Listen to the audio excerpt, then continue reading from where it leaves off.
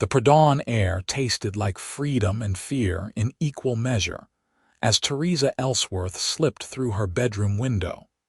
Her wedding dress abandoned in a heap on the floor like a ghost of the life she refused to live. The year was 1878, and in 2 hours she was supposed to marry Gerald Whitmore, a cattle baron 3 times her age with hands that left bruises and a smile that never reached his eyes. Her father had arranged everything, sold her like livestock to settle his gambling debts, and she would rather die in the desert than become that man's property. She had changed into her brother's old clothes, tucked her dark hair under a hat, and taken only what she could carry in a worn saddlebag. The horse she led from the stable belonged to her father, which made this theft as well as escape. But Theresa had stopped caring about such distinctions the moment she overheard Gerald telling his foreman how he planned to break her spirit proper after the wedding. She was 20 years old, and she was done being afraid. The New Mexico territory stretched out before her as she rode hard toward the rising sun, Los Alamos disappearing behind her in a cloud of dust. She had no plan beyond putting distance between herself and that house, that man, that future. The horse's hooves thundered against the packed earth, and Theresa leaned low over its neck, urging it faster even as her heart hammered against her ribs. She knew they would come after her. Her father's pride would demand it, and Gerald's money would ensure it. By the time the sun had fully risen, painting the desert in shades of gold and copper, she had pushed the horse too hard. She could feel it laboring beneath her, its breathing harsh and ragged. Guilt mixed with desperation as she slowed to a walk, scanning the horizon for any sign of pursuit. The landscape was unforgiving, all rocks and scrub brush and endless sky, beautiful in its hostility. That was when she saw the rider. He came from the east, silhouetted against the morning sun, and for a terrible moment Theresa thought they had already caught her. Her hand went to the small pistol tucked in her belt, a weapon she barely knew how to use. But as the rider drew closer, she could see this was not one of her father's men. This man sat his horse like he had been born in the saddle, his movements easy and unhurried, and even from a distance, there was something about him that suggested competence rather than threat. He pulled up about 20 feet away, his eyes taking in her borrowed clothes, her exhausted horse, the wild look she knew must be in her eyes. He was perhaps 25, with sun-darkened skin and brown hair that curled slightly at the nape of his neck beneath his hat.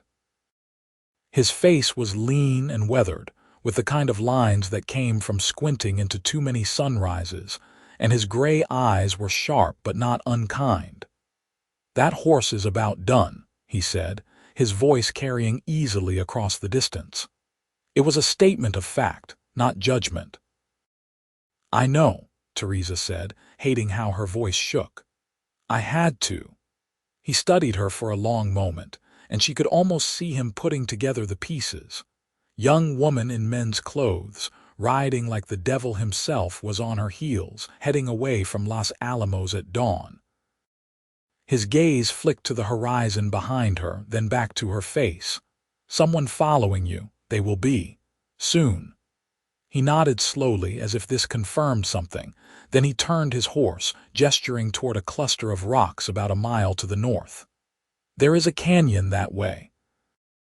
An old line shack at the end of it that nobody uses anymore. You can get there before that horse gives out if you are careful."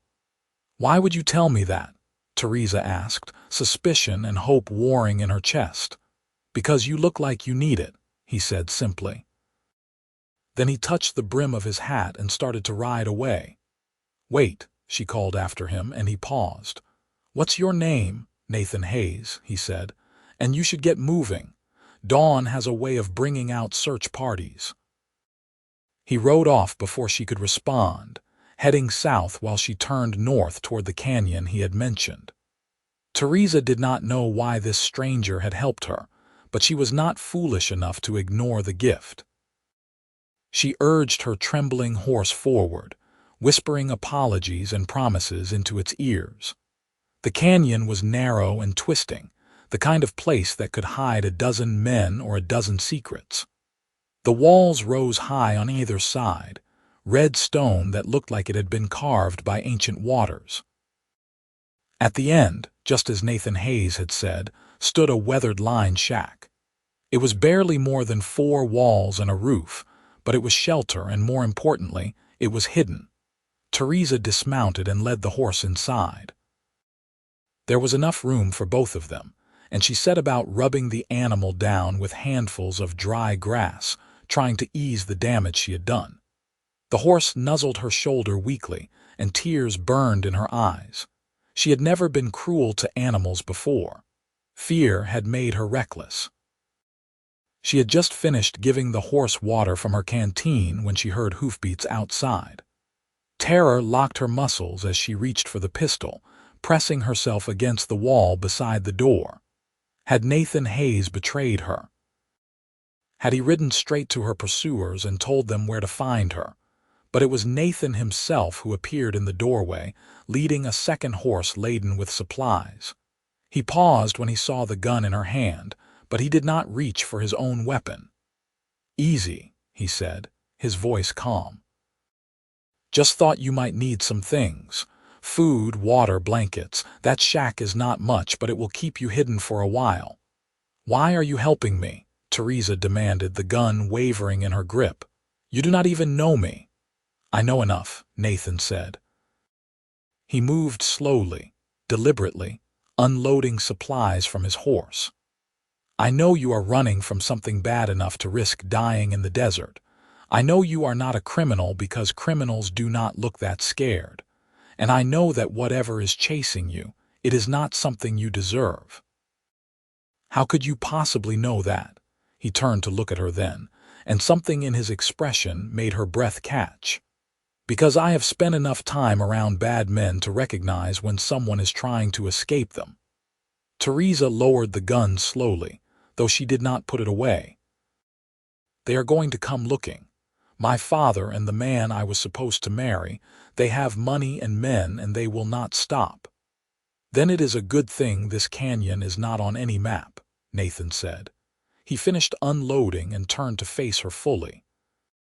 "And it is a good thing that I am good at making sure people do not find what I do not want them to find." "Why would you risk that? You could get in trouble. They could come after you too." Nathan was quiet for a moment, his eyes distant. "Let's just say I have my reasons for not being fond of men who think they own people." He did not elaborate, and Theresa did not push. Instead, she watched as he set up the supplies, showing her where he had left food, extra water, a better bedroll than the thin blanket she had brought. He worked with the easy efficiency of someone used to taking care of himself, and there was something deeply reassuring about his presence. "You should stay out of sight for at least a few days," he said. "Let them search the obvious places first. They will expect you to head for Santa Fe or maybe try for the border. They will not think to look in old-line shacks in nameless canyons." "And what will you do?" Theresa asked. "I will make sure anyone asking questions gets pointed in the wrong direction," Nathan said. A small smile tugged at his mouth. "I am just a drifting cowboy who has not seen anything unusual. I am very good at being forgettable when I need to be." "You are not forgettable," Theresa said, and then immediately felt her cheeks burn. "I mean, you are being too kind. I cannot repay you for this." "Did not ask you to," Nathan said. He headed toward the door, then paused and looked back at her. "No one will find you here, I promise you that. You are safe." Those words hit her harder than she expected. Safe. When was the last time she had felt safe? Certainly not in her father's house. Not with Gerald's eyes following her everywhere. Not with the walls closing in day by day as the wedding approached. But here, in this tiny shack in a hidden canyon with a stranger who had no reason to help her, she felt something in her chest unclench. "Thank you," she whispered. Nathan nodded, settling his hat more firmly on his head. "I will come back tomorrow. Make sure you have everything you need. Until then, keep quiet and keep hidden. Do not start a fire until after dark, and even then keep it small." He was gone before she could say anything else, the sound of his horse's hooves fading into the distance. Theresa stood in the doorway of the shack, watching the empty canyon, and wondered what kind of man rode out of his way to save a stranger. Wondered what reasons he had for hating men who thought they owned people. Wondered if she would ever feel truly safe again, or if this was just a temporary shelter before the storm caught up with her. The first day passed in tense silence. Theresa jumped at every sound, certain that each bird cry or falling rock was the sound of discovery. She rationed the food Nathan had left, not knowing how long she would need to make it last. Her body ached from the hard ride and the adrenaline crash, and she found herself dozing fitfully, never quite reaching real sleep. Nathan returned the next morning as promised. He brought fresh supplies and news from Los Alamos. "They are looking for you," he said without preamble. "Your father put up a reward. Gerald Whitmore tripled it. They have men searching the roads to Santa Fe and the train station. Some headed south toward El Paso. Nobody is looking here." Relief and dread twisted together in Theresa's stomach. How long before they figure out I did not go to the obvious places? Hard to say. Men like that, they think they are smarter than they are. Could be weeks before they widen the search. Could be never. He unloaded a bundle that proved to contain more food, a spare shirt, and a well-worn book. "Figured you might be getting bored." Theresa took the book, surprised by the gesture. It was a collection of poems by Walt Whitman, the pages soft with reading. "This is yours." "Have it memorized anyway," Nathan said with a shrug. "Besides, seemed like you might appreciate it more than me right now." She opened to a random page and read a few lines, feeling something in her settle. Words, beauty, things that existed beyond fear and survival. "You read poetry." "My mother was a teacher back in Virginia," Nathan said.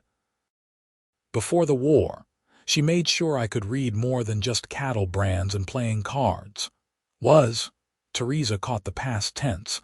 "Died when I was 16. Fever." He said it matter-of-factly, but she could hear the old grief beneath the words. "After that, there was not much keeping me back east. Came out here and never looked back." "I am sorry," Theresa said softly, "long time ago." Nathan moved to check on her horse, running his hands over its legs with practiced care. "How is he doing?" "Better, I think. I have been walking him around the canyon a little, trying to work the soreness out." "Good. He is a decent animal, deserves better than being ridden to death." He straightened, fixing her with those sharp gray eyes. "You did what you had to do, no shame in that. I stole him. And I left my father without a word. Whatever debts he has, whatever trouble this causes him, that is on me." "Your father sold you to pay his gambling debts," Nathan said flatly. "Whatever trouble he is in, he put himself there. You do not owe him your life." The certainty in his voice startled her. "You do not know the situation. I know enough. I have seen it before. Men who think their daughters are property to be bartered. Men who think money gives them the right to take whatever they want." His jaw tightened. "You did the brave thing. Do not let anyone tell you different." They fell into silence, but it was not uncomfortable. Nathan finished checking the horse and then showed her how to better conceal the shack's entrance with brush and rocks. He pointed out a spring a quarter-mile up the canyon where she could refill her water. He was teaching her to survive, she realized, not just hiding her but giving her the tools to hide herself. "You do not have to keep coming back," Theresa said as he prepared to leave. "You have done more than enough." "I will come back," Nathan said, "at least until we know you are safe. Until we figure out your next move." "What next move? I cannot go back, I cannot go forward, I am stuck." "Nobody is ever stuck," Nathan said. "Sometimes you just need time to see the path." After he left, Theresa sat in the doorway of the shack with the book of poems and tried to imagine what her path could possibly be. She had no money beyond the few coins in her pocket. She had no family who would help her, no friends who would risk angering Gerald Whitmore on her behalf. She had a stolen horse and borrowed clothes and a stranger's kindness that could not last forever, but she also had her freedom. That had to count for something. Nathan came every morning for a week. Sometimes he brought supplies, sometimes just news. Gerald's men had expanded their search, but were focusing on towns and settlements, places where a young woman alone would stand out. They had not thought to search the empty places, the forgotten corners. Nathan had made sure of that, dropping hints in saloons about seeing a woman matching her description boarding a train east, about hearing rumors of someone heading for California. With each visit, Theresa found herself looking forward to seeing him more. It was not just the relief of knowing she was still safe, though that was part of it. It was the way he spoke to her like an equal, never condescending or controlling. The way he listened when she talked about her life before, about her mother who had died when she was 12, about the slow suffocation of watching her father drink away their future. The way his rare smiles transformed his serious face into something almost boyish. "Tell me about being a cowboy," she said one morning as they sat together outside the shack, the sun warming the red canyon walls. Nathan leaned back against the rock, considering. "It is hard work. Long days, longer nights.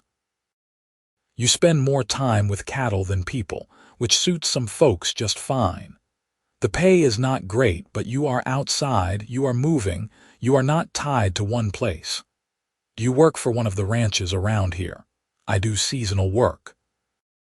Drive cattle up to Colorado in the summer, work maintenance in the winter. Sometimes I hire on for specific jobs, breaking horses or building fences. I like the flexibility, do not like feeling owned." That last word hung in the air between them. Theresa studied his profile, the strong line of his jaw, the way his eyes stayed on the horizon even in conversation. Someone tried to own you once. It was not a question. Nathan was quiet for so long she thought he would not answer. Then he said, "My father had a plantation in Virginia. Small one, but he had a dozen slaves working it. When the war came, he fought for the Confederacy, died at Antietam. I was 14 and I was glad." Theresa stayed silent, sensing there was more. "I could not free them, not legally, not while the war was still going. But I told them they could leave, that I would not stop them. Most did. A few stayed because they had nowhere to go, and we worked the land together until the war ended. Then I sold the place and split the money among everyone who had stayed. Came west because I could not stomach being in a place that had treated people like property." "That is why you helped me," Theresa said softly. "That is part of it." He turned to look at her then, and the intensity in his gaze made her breath catch. "But mostly I helped you because you looked like someone worth helping." The moment stretched between them, charged with something Theresa did not have a name for. Then Nathan stood, brushing dust from his pants. "I should get going. Have a job starting next week on the Henderson Ranch. I will be working their land about 15 miles north of here. So you will not be able to come as often," Theresa said, trying to keep the disappointment from her voice. "I will still come, just might be evenings instead of mornings." He paused. "Unless you want me to stop. If you would rather be on your own." "No," Theresa said quickly. "I mean you do not have to, but I would not mind if you came, I mean." The corner of Nathan's mouth quirked up. "I will come." The pattern shifted. Nathan arrived in the evenings now, often after sunset, and he always looked bone-tired from a day of hard work. But he came, and they would sit together outside the shack, talking while the stars emerged overhead. He told her about the ranch work, about the horses he was training, about the other cowboys and their stories. She told him about the books she had read growing up, about the dreams she had once had of seeing the ocean, about the small rebellions she had staged against her father's control before the arranged marriage forced her hand. "What will you do?" Nathan asked one night. "When it is safe enough to move on. Do you have a plan?" "I have been thinking about that," Theresa said. "There are teachers needed in some of the smaller towns, places far enough from Los Alamos that nobody would know me. I could change my name, say I am a widow. If I could get a position, I could support myself. You want to teach? I always did before. My mother taught me more than most girls get to learn. Reading, writing, mathematics, some history. She wanted me to use that to do something with it. But my father said no man wants a wife who is smarter than him, and after she died, there was no one to argue differently. Gerald Whitmore definitely did not want a wife smarter than him, Nathan said dryly, which means he should have stayed away from any woman with a working brain. Theresa laughed, and it felt strange and wonderful. When was the last time she had laughed? That is a terrible thing to say. It is a true thing to say. I have met cattle with more sense than Gerald Whitmore. You know him. I know of him. Hard not to in this territory. He has a reputation for being ruthless in business and worse in his personal life. His first wife died under suspicious circumstances. The second one ran off, though nobody talks about where she went. A chill ran down Theresa's spine. I did not know he had been married before. Your father probably did not think that was information you needed. Nathan's voice was hard. Men like him, they do not see women as people, just possessions, things to be acquired and used. Did you ever want to get married? The question slipped out before Theresa could stop it, and she immediately felt foolish, but Nathan did not seem bothered by it. Never found the right person, I guess. This life does not lend itself to roots, and I have never been good at staying in one place. He glanced at her. What about you? Before all this, did you want to marry? Just not to Gerald, I mean. I do not know. I thought I did when I was younger. I had these romantic ideas about love and partnership, about finding someone who saw me as an equal. But watching my father and mother, the way he diminished her until there was almost nothing left, and then after she died, watching him try to do the same to me, I started thinking maybe marriage was just another kind of cage. She paused. But then I think, maybe it is not marriage itself. Maybe it is just who you marry. If you found the right person, someone who respected you and valued you, maybe it could be different.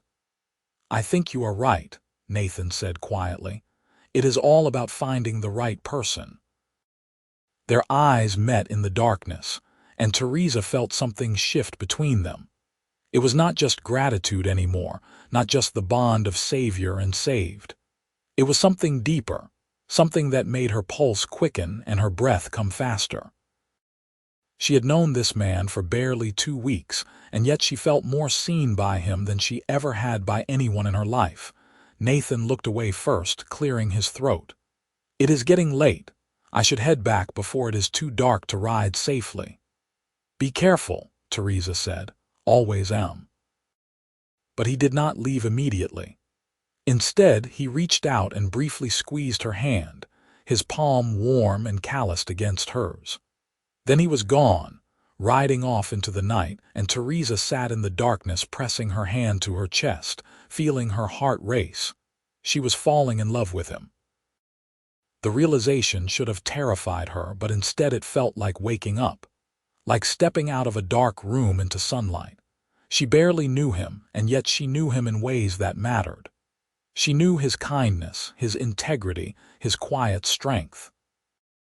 She knew the way he looked at her like she was someone worth knowing. She knew the sound of his laugh and the thoughtfulness of his silences, and the way he made her feel safe without making her feel weak. But what could come of it?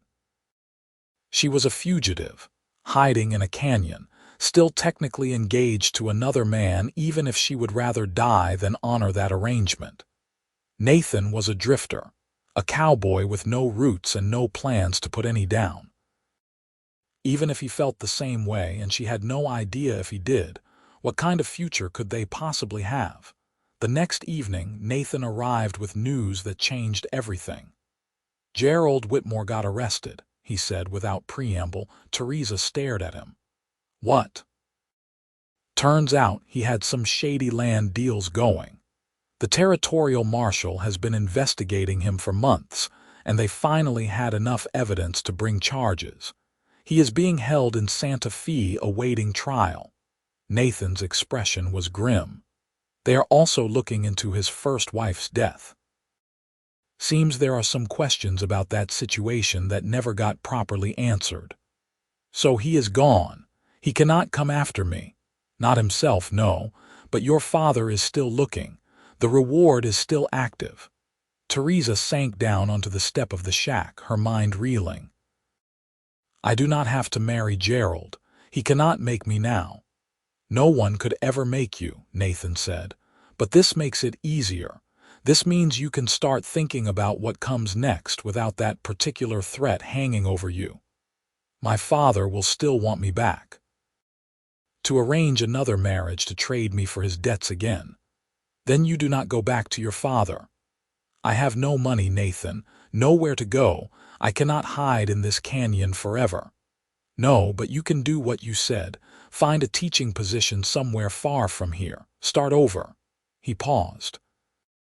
"Or there is another option." "What option?" He looked uncomfortable, shifting his weight from foot to foot. "You could come with me. North, toward Colorado. There are towns up there that need teachers, need all kinds of people. We could travel together, make sure you get settled somewhere safe. I have some money saved, enough to help you get started. You would do that. Just uproot your life and take me north. My life does not have roots, remember? And yes, I would do that." He met her eyes. "I would do that and more if you wanted." The weight of what he was offering settled over her.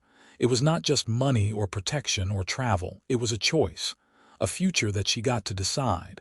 "Nathan, I cannot ask you to do this." "You are not asking, I am offering." "Why?" Her voice came out barely above a whisper. "Why would you do this for me?" He stepped closer, and in the fading light she could see the conflict on his face. "I think you know why. I need to hear you say it. Because I care about you. Because these last couple weeks, getting to know you, talking with you, it has been the best part of my days. Because when I think about riding away and never seeing you again, it feels wrong in a way I cannot explain." He took off his hat, running a hand through his hair in frustration. "I know it is crazy. I know we barely know each other. But I cannot shake this feeling that I am supposed to help you, that maybe I found you in that desert for a reason." Theresa stood, closing the distance between them. She had never been bold before, had spent her whole life being told to be quiet and small and obedient. But standing there in the canyon with this man who had saved her in every way a person could be saved, she felt brave. "I care about you too. More than I should, probably. More than is smart, given everything." "Is there a smart amount to care about someone?" Nathan asked, and there was something almost hopeful in his voice. "Probably. But I do not think I am interested in being smart about this." He smiled then, a real smile that transformed his whole face. "Good. Because I am not interested in being smart about it either." He kissed her, and it was nothing like she had imagined kisses would be. It was not practiced or polished. It was hesitant at first, questioning, making sure this was what she wanted. When she kissed him back, rising on her toes to wrap her arms around his neck, it deepened into something that felt like a promise. Like a beginning. When they finally broke apart, both breathing hard, Nathan rested his forehead against hers. "Come with me. North to Colorado. We will find you a place where you can teach, where you can be safe. And if you want, if you are willing, I will stay. I will put down roots for the first time in my life, and I will do it with you. You would give up drifting. For me. I think I have been drifting because I did not have a reason to stay anywhere. But now I do. Theresa felt tears prick her eyes. Yes, yes, I will come with you. They made plans over the next few days. Nathan would finish his current work contract, which had another week to run. That would give Theresa time to prepare, and it would keep suspicion off Nathan if they left together. He brought her better traveling clothes, supplies for the journey, and maps of the route north. They would take the back trails, avoiding main roads and large towns, until they were far enough from New Mexico that no one would recognize her. "We will need to get you some papers," Nathan said one evening. "A new identity. Theresa Ellsworth is a wanted woman, at least as far as your father and his reward are concerned. But someone else, someone with a different name and a different history, she could disappear into Colorado without anyone blinking." "What name?" Theresa asked. "What do you want it to be?" She considered. "Something simple, something that will not draw attention. Maybe Abigail Ward." "Abigail Ward," Nathan repeated, testing it. "I like it, and your history. I am a widow. My husband died in a mining accident. I was a teacher back east, and I am heading west for a fresh start. That will work. Sad enough that people will not ask too many questions, common enough that it will not raise suspicions." The plan came together piece by piece. Nathan knew a man in Taos who could forge the necessary documents for a price. They would stop there on their way north, pick up the papers, and then continue to Colorado. Nathan had heard of several towns that needed teachers, small communities growing up around mines and ranches that wanted to establish schools for their children. "It will be a hard life," Nathan warned. "Frontier towns are not easy places. The winters are brutal, the work is constant, and you will be a long way from anything you have known." "I do not want to go back to anything I have known," Theresa said. "I want something new, something I choose for myself. Then that is what we will find." The night before they were set to leave, Nathan arrived at the canyon earlier than usual. He had a bedroll and supplies with him, enough for both of them. "Figured I would stay tonight," he said. "We leave at first light, and it is a long ride to the first camp. Better to start fresh." They made a small fire and cooked a simple meal of beans and coffee. The canyon walls reflected the firelight, creating a warm glow that pushed back the darkness. It felt intimate, sitting there together, knowing that tomorrow everything would change. "Are you scared?" Nathan asked. "Terrified," Theresa admitted. "But in a good way, I think. I am scared of the unknown, but I am more scared of going back to what I knew. I will not let anything happen to you. I promise you that. I know. But Nathan, you have to understand, I do not want to be someone who needs constant protecting. I want to learn to protect myself. I want to be strong. You are already strong. You ran from an arranged marriage at dawn. You survived alone in a canyon for weeks. You are making a choice to build a new life instead of accepting the one that was forced on you. That takes more strength than most people ever find." She looked at him across the fire, this man who saw her so clearly. "When we get to Colorado, when I have a teaching position and some stability, what will you do?" "I will find work nearby. Ranch work, horse breaking, whatever is needed. I will build us a place to live. Nothing fancy, but something solid. A house with a real stove and glass windows and a door that locks from the inside." "Us," Theresa repeated softly. "You keep saying us." Nathan set down his coffee cup and moved to sit beside her. "I know we have not talked about it directly. I know this is all happening fast and probably not in the right order. But Theresa, when I think about the future, you are in it. And I hope maybe I am in yours too." "You are," she said. "You absolutely are." He pulled a small object from his pocket, turning it over in his hands. It was a ring, simple silver with a small turquoise stone. This was my mother's. It is the only thing I kept from Virginia. I know it is not much, and I know we need to wait until things are more settled, but I want you to have it, not as a cage or a claim.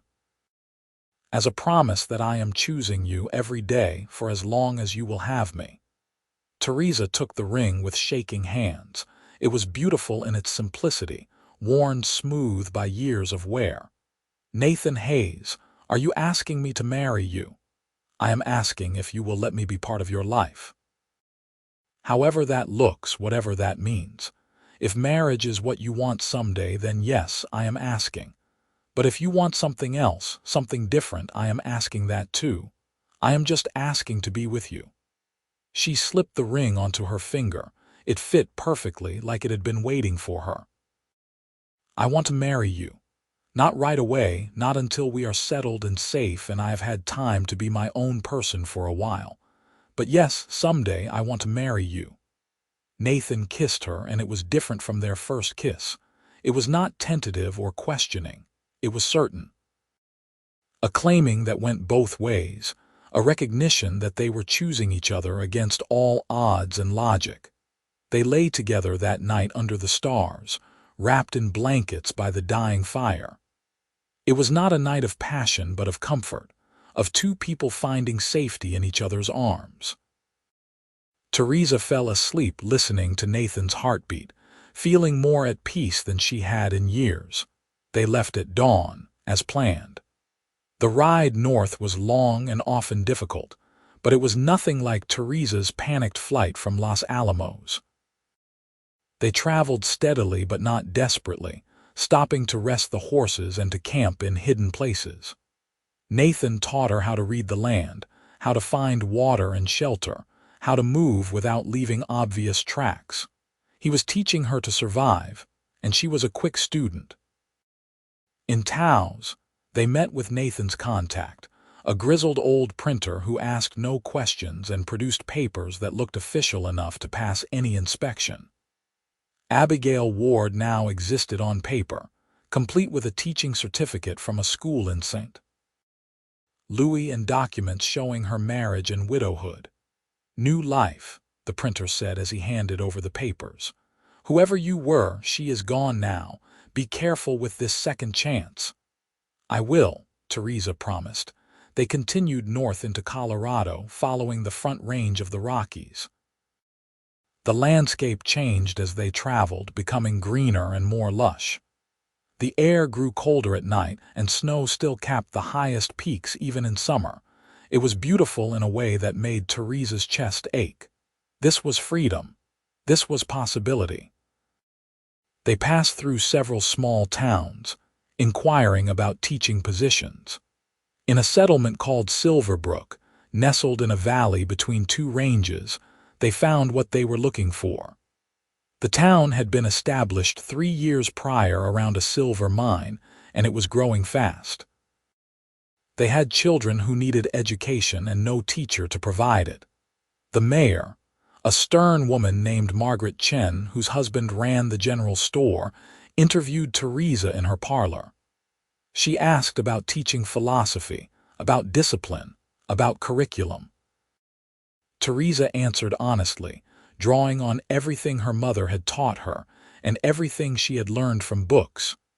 You are hired, Margaret said finally. We can offer you room and board plus $40 a month. The schoolhouse is finished, but it needs supplies and books. That will be partly your responsibility. We will help where we can, but this is a mining town, Mrs. Ward. Resources are limited. I understand, and thank you. I will not let you down. See that you do not. We have been without a teacher for too long. Our children deserve an education. Nathan found work on one of the ranches that supplied beef to the mining camp. The pay was decent, and the foreman, impressed by Nathan's skill with horses, offered him steady employment. Within a week, they had both established themselves in Silverbrook. They also established their story. Nathan was a cowboy who had traveled with Mrs. Ward north from New Mexico. Hired by her late husband's family, to see her safely to her destination. He had decided to stay on in Silverbrook for the steady work. It was enough separation to avoid scandal while still allowing them to be seen together without raising eyebrows. Nathan rented a small cabin on the edge of town and immediately began improving it. He repaired the roof, installed a better stove, built a porch and a small barn for the horses. He worked on it in the evenings after his ranch shifts, and sometimes Theresa would come help, holding boards while he hammered or mixing mortar for the chimney repairs. "This is our house," he said one evening as they stood back to admire their work. "Well, my house on paper, but ours in truth. I know we said we would wait, that you wanted time to establish yourself, but I want you to know this is being built for us, for our future."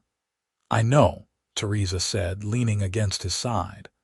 "And I appreciate you being patient. I need to be Abigail Ward the teacher for a while. I need to prove to myself that I can do this, that I can support myself and be independent. But that does not mean I do not love you."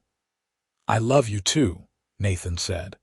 It was the first time either of them had said the words explicitly, and they hung in the air like a benediction. The school year began in September. Theresa had 12 students ranging in age from 6 to 14. They were a mix of miners' children and ranchers' kids, some of whom had never been to school before. She threw herself into teaching with a passion that surprised even her. She taught reading and writing, arithmetic and geography, history and science. She stayed late to help students who were struggling and arrived early to prepare lessons. The town responded well to her. The parents appreciated her dedication, and the children, after an initial period of testing her boundaries, seemed to genuinely enjoy learning. Margaret Chen became an ally, helping Theresa acquire books and supplies and defending her when some of the miners grumbled about the cost of education.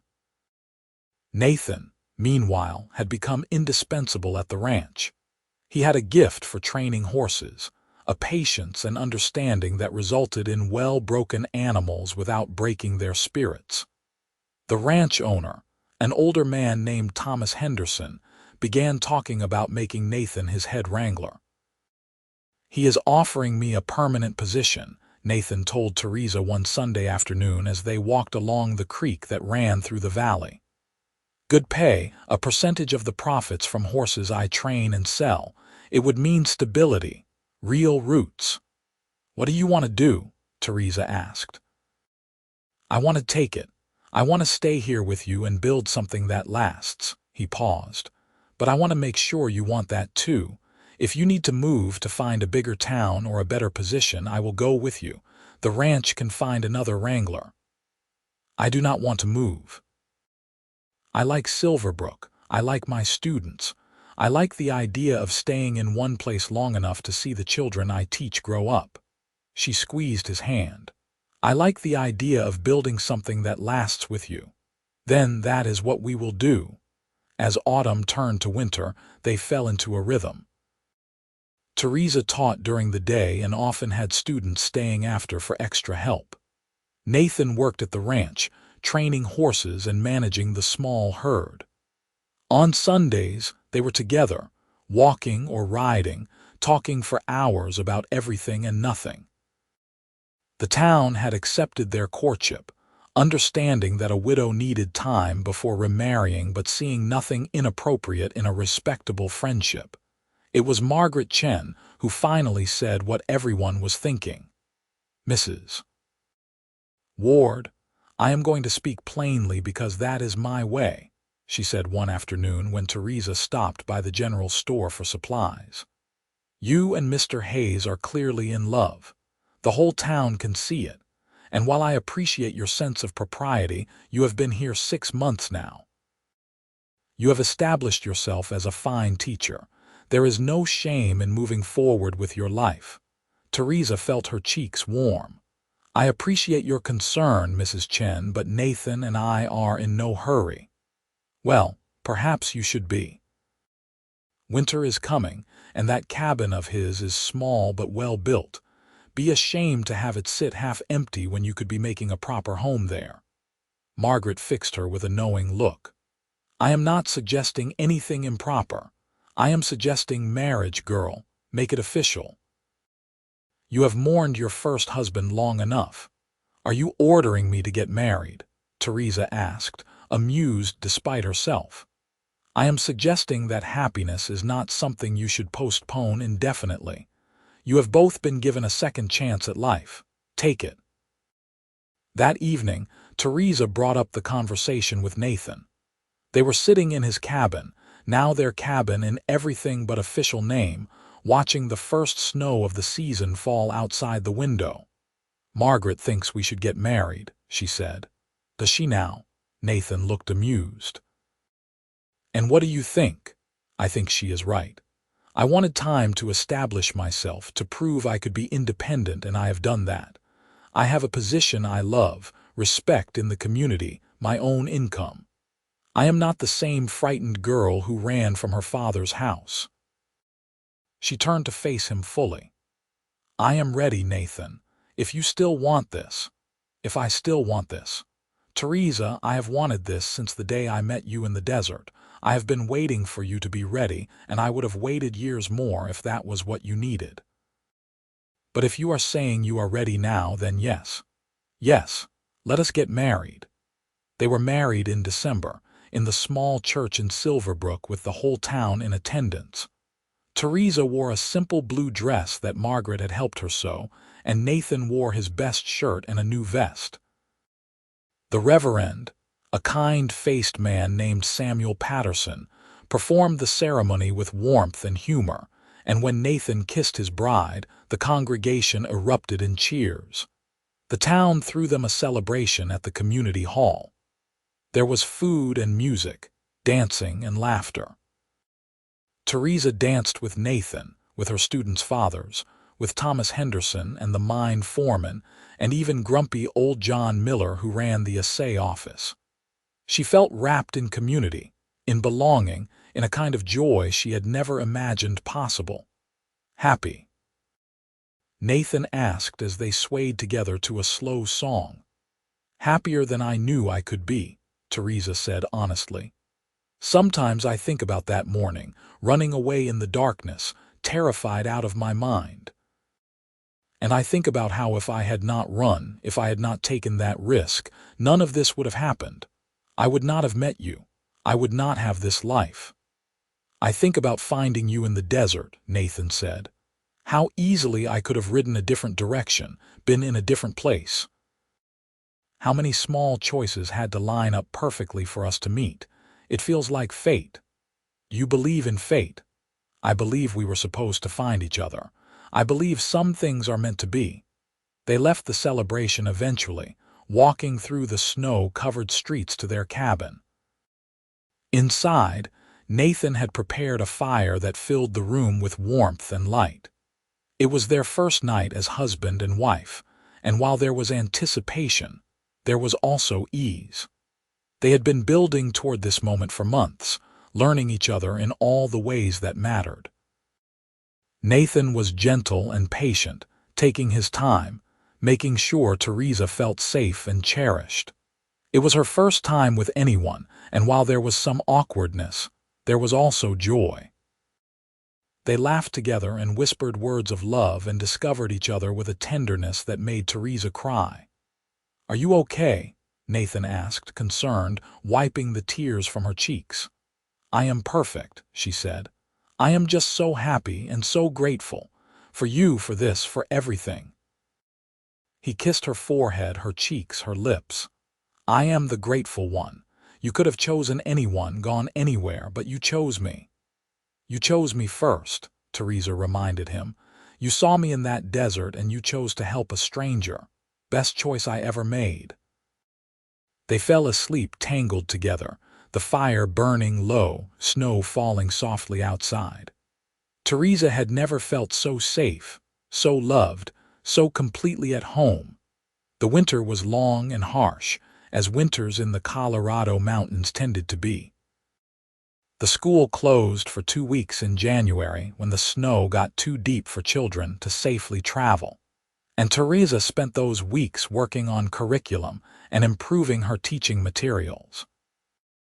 Nathan worked shorter hours at the ranch, as there was less that could be done with the horses in the deep snow, and they spent long evenings together reading and talking and simply being. It was during one of these evenings that Theresa realized she might be pregnant. She had missed her monthly courses, and she felt different in ways she could not quite articulate. A visit to the town's doctor, an elderly man named Henry Carlyle, confirmed it. "You are with child, Mrs. Hayes," he said with a smile. "About 2 months along, I would say. Congratulations." Theresa walked home in a daze. A baby. She was going to have a baby. The timing was not perfect, as she would be heavily pregnant during the next school year, but Margaret had already assured her that the town would work with her. They needed her too much to let something like pregnancy drive her away, she told Nathan that evening. He was in the barn tending to the horses when she found him, and she simply said, "We are going to have a baby." He dropped the brush he was holding. "We are what? A baby?" "In late summer, doctor." Carlyle thinks, "I know it is fast and we have only been married a few months, but I am so happy, Nathan. I did not know if I wanted children before, but now with you I do. I really do." Nathan crossed to her in 3 long strides and swept her up in his arms, spinning her around. "A baby. We are going to have a baby. Theresa, this is incredible. This is perfect. You are not worried about the cost, the responsibility, how it will change things. Of course I am a little worried. I would be crazy not to be, but I am more excited than worried. We are going to be parents. We are going to have a family." He set her down gently, his hands going to her still flat stomach. "Our baby." They told the town the next Sunday after church. The congratulations were immediate and enthusiastic.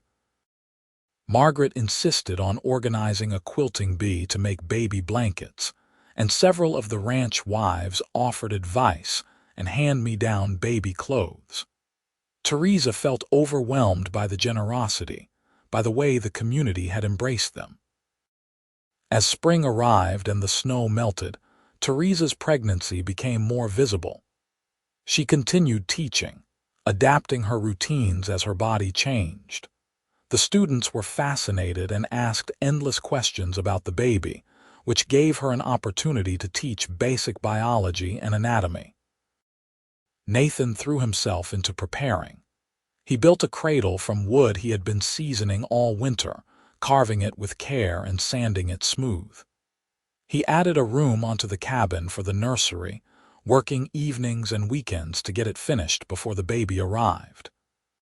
Thomas Henderson gave him time off and even helped with the construction. "You are a good man, Nathan Hayes," Thomas said as they fitted the frame for the new room. "Your child is lucky to have you as a father." "I hope so," Nathan said. "I want to be the kind of father mine never was. The kind who puts family first.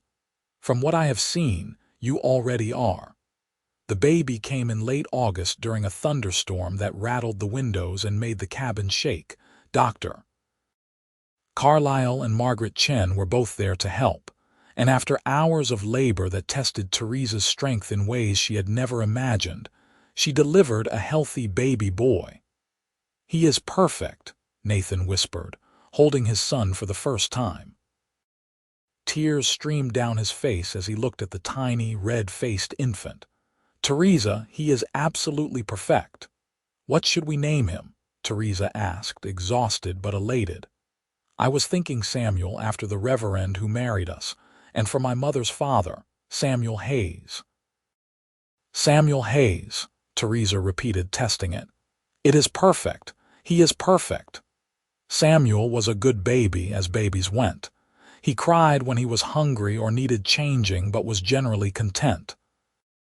Theresa took 6 weeks away from teaching, and when she returned, Margaret and several other women took turns caring for Samuel during school hours. It was a communal effort. the whole town pitching in to make sure their teacher could continue her work. Nathan was a devoted father. He would walk the floors with Samuel in the middle of the night when the baby was fussy, singing to him in a low voice. He built toys and told stories, and was endlessly patient with the demands of fatherhood. Watching him with their son, Theresa fell even more deeply in love with her husband. The years passed in a blur of happiness and hard work. Samuel grew into a bright, curious toddler who loved books and horses in equal measure. Theresa continued teaching, eventually expanding the school to accommodate more students as Silverbrook grew. Nathan became a partner in Henderson's ranch, his skill with horses making him invaluable. They saved money, built additions onto their cabin, and put down roots so deep they could not imagine ever leaving. When Samuel was 3, Theresa found herself pregnant again. This time she knew what to expect, and the pregnancy felt easier even though she was busier. Their daughter was born in the spring, during the first warm days of May. They named her Alina, after Nathan's mother, and she had her father's gray eyes and her mother's dark hair. 2 children, Nathan said one evening as they sat on the porch watching Samuel play in the yard while Alina slept in Theresa's arms.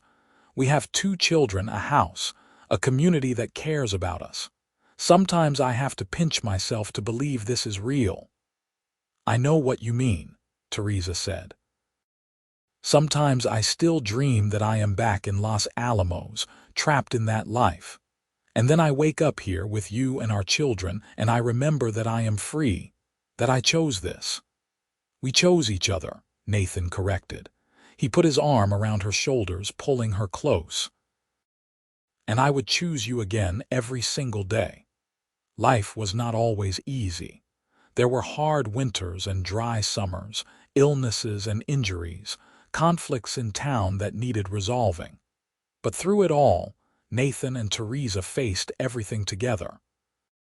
They built a life that was rich in love if not always in material wealth. They raised their children with kindness and discipline, teaching them to read and to respect others, to work hard and to think for themselves. Samuel grew up to be a veterinarian, studying in Denver before returning to Silverbrook to establish his practice. Alina became a teacher like her mother, taking over the school when Theresa finally retired at the age of 55.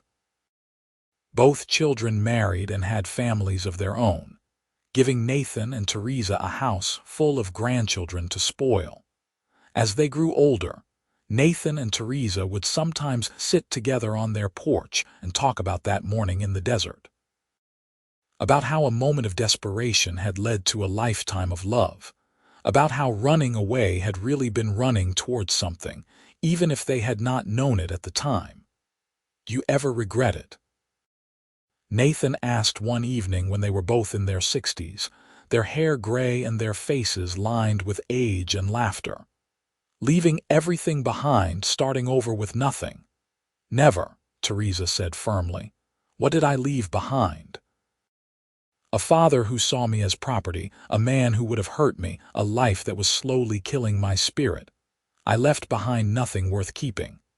And what did you find? Everything worth having, you, our children, this life we built, freedom and purpose and love. She took his hand, their fingers interlacing with the ease of decades of practice. I found myself, Nathan, the person I was supposed to be. I found myself too, Nathan said. Before you, I was drifting, not just geographically, but in every way that mattered. I had no purpose, no direction. But you gave me a reason to stay in one place. You gave me a reason to build instead of run. We saved each other, Theresa said. I think you are right. They sat in comfortable silence, watching the sun set over the mountains. In the distance, they could hear their grandchildren playing, the sound of the next generation carrying on. The cabin they had built together had been expanded many times over the years, but the original room, the one Nathan had prepared for Theresa all those years ago, remained at the heart of it. a reminder of where they had started and how far they had come. Nathan died in his sleep at the age of 72, his hand clasped in Theresa's, surrounded by his family. It was peaceful, the kind of death that came after a life well lived. Theresa mourned him deeply, but she did not regret. They had been given 47 years together, 47 years of love and partnership that most people never found. She lived another 8 years after Nathan's death, staying in their cabin, continuing to be involved in the community. She spent time with her children and grandchildren, passing on stories of the old days, of the Wild West before it had been fully tamed. She told them about their grandfather, about the cowboy who had found a runaway bride in the desert and chosen to protect her. "He saved my life," she would tell them. "But more than that, he gave me a life worth living." On a warm summer evening, surrounded by her family, Theresa Ellsworth Hayes closed her eyes for the last time. Her daughter Elena was holding her hand, and her son Samuel was reading to her from Walt Whitman, the same collection his father had once lent to a frightened young woman hiding in a canyon. She died with a smile on her face, at peace with the life she had lived and the choices she had made.